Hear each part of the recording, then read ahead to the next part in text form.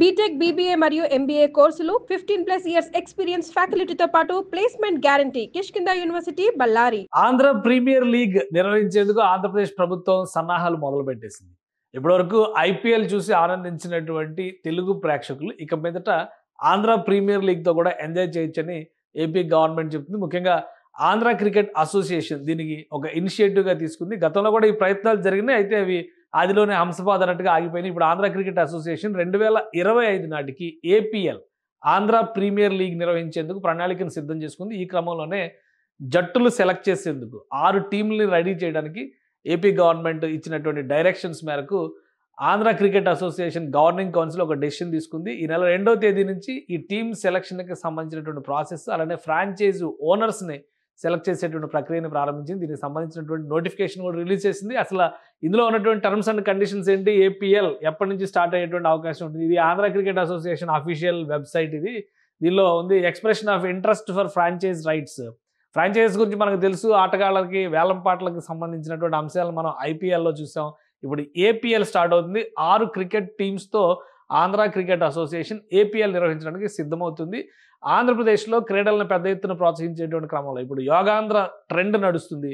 June 21వ తేదీన world record సృష్టించేటువంటి ప్రయత్నం జరుగుతుంది. అదే క్రమంలో అన్ని రకాల క్రీడల్ని ఆంధ్రప్రదేశ్లో ప్రోత్సహిస్తామని చెబుతూనే ఆంధ్ర క్రికెట్ అసోసియేషన్కి పూర్తి స్వేచ్ఛనిచ్చింది రాష్ట్ర ప్రభుత్వం. ఈ క్రమంలోనే స్టేడియంల నిర్వహణ దగ్గర నుంచి కొత్త స్టేడియంల నిర్మాణం వరకు ఆంధ్ర క్రికెట్ అసోసియేషన్ ప్రత్యేకమైనటువంటి ప్రణాళికని సిద్ధం చేసుకుంటూ వస్తుంది. సో ఈ క్రమంలో ఇప్పుడు ఆంధ్ర క్రికెట్ అసోసియేషన్ ఫ్రాంచైజీల ఎంపిక పైన దృష్టి పెట్టింది. ఫ్రాంచైజీల ఎంపిక ఏ విధంగా ఉండొచ్చు, దానికి సంబంధించి ఇంట్రెస్ట్ ఉన్నటువంటి కంపెనీలన్నీ కూడా పార్టిసిపేట్ చేయొచ్చు అంటూ ఎక్స్ప్రెషన్ ఆఫ్ ఇంట్రెస్ట్ సంబంధించినటువంటి నోటిఫికేషన్ అంశం ఇది. సో ఇందులో ఉంది expression of interest for franchise rights అని క్లియర్గా ఉంది. Andhra cricket association history, Andhra cricket association లెగసీకి సంబంధించినటువంటి దృశ్యాలన్నీ కూడా మనకి ఇక్కడ కనిపిస్తున్నాయి. సో ఇది డైరెక్ట్గా ఎవరైనా కానీ ఆన్లైన్లో డౌన్లోడ్ చేసుకునేటువంటి అవకాశం ఉన్న వెబ్సైట్ ఇది. సో ఎవరైనా ఏ రకంగా అయినా కానీ దీనికి సంబంధించినటువంటి అంశాలని ఆన్లైన్లో చెక్ చేసుకోవచ్చు. ఈ డేటాలో ఏం చూపించారో ఒకసారి చూద్దాం. ఎక్స్ప్రెషన్ ఆఫ్ ఇంట్రెస్ట్కి సంబంధించి ఆంధ్ర ప్రీమియర్ లీగ్ నిర్వహించడానికి కావాల్సినటువంటి వనరులు ఏంటి, దానిలో ఆసక్తి ఉన్నటువంటి ఫ్రాంచైజెస్, ఈ ఫ్రాంచైజెస్ని టేకప్ చేయడానికి ఆసక్తి ఉన్నటువంటి కంపెనీస్ ఏ విధంగా పార్టిసిపేట్ చేయొచ్చు. జూన్ 2వ తేదీనే ఇది ఓపెన్ అయిపోయింది. 6వ తేదీ లోపు దీనికి సంబంధించినటువంటి ఎక్స్ప్రెషన్ ఆఫ్ ఇంట్రెస్ట్ ఆర్ఎఫ్పిని, ఎక్స్ప్రెషన్ ఆఫ్ ఇంట్రెస్ట్ని డాక్యుమెంట్ని సబ్మిట్ చేస్తే దానికి సంబంధించి షార్ట్ లిస్టెడ్ కంపెనీలకి ఏసీఏ ఆంధ్ర క్రికెట్ అసోసియేషన్ అవకాశం ఇస్తుంది. సో ఇందులో ఉన్నటువంటి టర్మ్స్ అండ్ కండిషన్స్ ఒకసారి పరిశీలించే ప్రయత్నం చేద్దాం. ACA Andhra cricket association is issuing an expression of interest from eligible and reputed companies, consortiums, joint ventures or entities for acquiring the right to own or operate a franchise for a team in the Andhra Premier League. So ఇది ఈ Andhra premier లీగ్లో ఎవరైనా కానీ joint ventures కావచ్చు, individual entities కావచ్చు, అలానే కన్సార్షియమ్స్, companies, reputed companies. ఎట్లయితే ఇప్పుడు ఐపీఎల్లో మనం ఒక్కొక్క కంపెనీ ఒక్కొక్కటి ఓన్ చేసుకొని ఒక రీజియన్కి, ఒక సిటీకి సంబంధించి లేదా ఒక స్టేట్కి సంబంధించినటువంటి కంపెనీ, ఇప్పుడు IPL winner royal Challengers Bengaluru గురించి చూస్తేనే ఒక కంపెనీ అక్వైర్, రాయల్ ఛాలెంజర్స్ అనేది ఒక కంపెనీకి సంబంధించినటువంటి పేరు. అదే తరహాలో ఆంధ్ర క్రికెట్ అసోసియేషన్కి కూడా ఈ ఏపీఎల్కి సంబంధించి a professional T20 league being organised for 3 upcoming seasons by the Andhra Cricket Association through governing council constituted for the purpose of the purpose in line with this bylaws అని చెప్పని ఒకటి ఇచ్చారు. దీనికి సంబంధించినటువంటి నోటిఫికేషన్ రిలీజ్ చేశారు. Notification 2వ తేదీ నుంచి అవైలబుల్గా ఉంది. అలానే mailing of expression of interest forms to the applications on payment of requisite fee 2 నుంచి 6వ తేదీ వరకు ఇది పంపిస్తారు. అలానే last date for submission duly filed expression of interest document forms till 4 PM 7వ తేదీ లోపు సబ్మిట్ చేయాలి. కేవలం 5 రోజులు మాత్రమే టైం ఇచ్చారు. అలానే ఓపెనింగ్ ఆఫ్ ఈఓఎస్ ఆ రోజు సాయంత్రం 5 గంటలకు ఓపెన్ చేస్తారు. 7వ తేదీ సాయంత్రం 5 గంటలకు ఓపెన్ చేస్తారు. Notification off eligible parties for participating in RFP అంటే రిక్విజిషన్ ఫర్ ప్రపోజల్. సో వీళ్ళు ఇచ్చేటువంటి ప్రపోజల్ కండిషన్స్ అన్ని కూడా ఏసీఏ డిసైడ్ చేస్తుంది. సో ఏసీఏ డిసైడ్ చేసిన కండిషన్స్ సంబంధించి షార్ట్ లిస్ట్ అయినటువంటి కంపెనీలు వాళ్ళ రిపోర్ట్ని ఇందులో సబ్మిట్ చేస్తారు. Mailing of request of proposal ఇది అదే రోజు సాయంత్రం కల్లా 9వ తేదీ సాయంత్రం కల్లా వీటిని పంపించాల్సి ఉంటుంది. సో వీటిని షార్ట్ లిస్ట్ చేస్తారు. షార్ట్ లిస్ట్ చేసిన తర్వాత ఏ కంపెనీలు సెలెక్ట్ అయ్యాయి, ఏ కంపెనీలకి కేటాయించారనేది జూన్ 4th కల్లా బహుశా తెలిసేటువంటి అవకాశం. Interested parties need to submit expression of interest along with the covering letter duly filled forms and declarations of and all requisite documents in appropriate formats as prescribed in the expression of interest on or before 4 PM 7th June కల్లా ఇవన్నీ submit చేయాలి. So ఇది ఈ expression of interest సంబంధించినటువంటి సారాంశం. దీనికి కొన్ని terms and conditions కూడా పెట్టింది. ఫస్ట్ పార్ట్ చూస్తే కనుక నెక్స్ట్ ఏలో 25,000 ఎంట్రీ ఫీ ఉంటుంది పార్టిసిపేట్ చేయడానికి.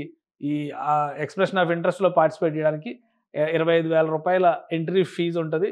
సో నాన్ రిఫండబుల్ ఫీజు ఇది చెల్లించాలి. దాని డీటెయిల్స్ కూడా ఇందులో ఇచ్చారు. తర్వాత ఎనెక్సర్ బిలో ఈ జాయింట్ వెంచర్స్కి సంబంధించి కొన్ని కండిషన్స్, ఎలిజిబిలిటీ క్రైటీరియాస్ కొన్ని ఎక్స్ప్లెయిన్ చేశారు. Interested parties must note the following eligibility requirements with respect to expression of interest. Interested parties single or entity joint venture consortium must have average annual turn over of minimum 100 crores. So ఆ కంపెనీలు కానీ individuals కానీ వాళ్ళ turn over 100 కోట్లు ఉన్నటువంటి and positive profit after tax ఉన్నటువంటి ఇది for the financial year 21, 22, 23 అంటే 3 yearsకి టర్న్ ఓవర్ అంత ఉండాలి. అలా ఉన్నటువంటి కంపెనీలు లేదా ఇండివిజువల్స్ జాయింట్ వెంచర్స్ పార్టిసిపేట్ చేయొచ్చు. అలానే రెండో కండిషన్ చూస్తే must have registered office and address in the state of Andhra Pradesh. So వీళ్ళు ఏపీలో కంపల్సరీగా రిజిస్టర్డ్ కంపెనీలుగా ఉండాలి. Interested party or authorized representative, key persons in the board, key decision makers, major shareholders of the interested party must not be convicted in any criminal cases. So ఎలాంటి criminal కేసులు ఉండకూడదు. అందులో ఉన్నటువంటి ఆ బోర్డులో ఉండేటువంటి వ్యక్తులు కానీ కంపెనీకి సంబంధించినటువంటి వాళ్ళు కానీ interested party authorised representative, key person, board decision makers, major shareholders of interested party must not be blacklisted or debarred by BCCI in any association any cricket association. అంటే క్రికెట్ అసోసియేషన్స్లో ఉండి ఎవరైతే ఈ అంశాలపైన ban ఎదుర్కొంటూ ఉంటారో అలాంటి వాళ్ళకి కూడా డిస్క్వాలిఫై చేస్తారనేటువంటిది ఇందులో క్లియర్గా ఎక్స్ప్లెయిన్ చేశారు. సో వీళ్ళెవరు కూడా ఎలిజిబిలిటీ ఉండదన్నమాట. ఈ బ్లాక్ లిస్టెడ్ కానీ క్రిమినల్ కేసెస్ ఉన్నవాళ్ళు కానీ. Interested party authorized must not have any conflict of interest as per rule number 42 of memorandum of association of ACA rules ప్రకారం కాన్ఫ్లిక్ట్ అనేది లేకుండా ఉన్నటువంటి వాళ్ళు దీనికి ఎలిజిబుల్ అవుతారు. సో ఇది ఈ కొత్తగా చేపట్టబోతున్నటువంటి APL ఆంధ్ర క్రికెట్ అసోసియేషన్కి సంబంధించినటువంటి premier league, Andhra premier league అనేటువంటి ఆర్గనైజ్ చేయడానికి రెడీ చేస్తుంది. సో దీనికి సంబంధించినటువంటి ఫస్ట్ రైట్స్ టు రిఫ్యూజల్ అన్నీ కూడా ఆంధ్ర క్రికెట్ అసోసియేషన్కే ఉంటాయి. సో ఎక్కడెక్కడ టీమ్స్ ఫైనల్ చేస్తారో అది కూడా ఒకసారి అనలైజ్ చేద్దాం. ఇందులో ఆ డేటా కూడా ఇచ్చారు. మొత్తం 6 టీముల్ని రెడీ చేయాలని చెప్పని ఏపీ ఆంధ్రప్రదేశ్ పరిధిలో ఉన్నటువంటి ప్రాంతాల్లో 6 టీములు రెడీ చేయాలని చెప్పని క్రికెట్ అసోసియేషన్ భావిస్తుంది. సో 6 టీములు ఎక్కడెక్కడ వస్తాయి, ఆ 6 టీములకు సంబంధించినటువంటి అంశాలు కూడా మనం ఒకసారి చూద్దాం. South zone, central zone, north zone ఇలా 3 జోన్లుగా విభజించారు. సౌత్ జోన్లో అనంతపురం, కర్నూలు, కడప, నెల్లూరు జిల్లాల నుంచి వస్తాయి. అలానే సెంట్రల్ జోన్కి సంబంధించి బెజవాడ అంటే విజయవాడ, అమరావతి, గుంటూరు, ఒంగోలు వస్తాయి. నార్త్ జోన్కి సంబంధించి విశాఖపట్నం, విజయనగరం, శ్రీకాకుళం, గోదావరి డిస్ట్రిక్ట్స్ వస్తాయి. సో ఇట్లా 3 జోన్లుగా విభజించారు. దానికి సంబంధించి franchise owners will have the right to bid for securing the right to own and operate a team from a zone of their choice. ఈ 3 జోన్లో ఒక టీంని అంటే 3 జోన్లలో 2 టీంలు, ఒక్కొక్క జోన్ నుంచి 2 టీములు తయారు చేస్తారు. 3 నుంచి కలిపి 6 టీములు రెడీ అవుతాయి అన్నమాట. సో ఇక each zone will have maximum of 2 teams. ACA will have the right to decide the number of teams from each zone based on the preferences of the interested parties.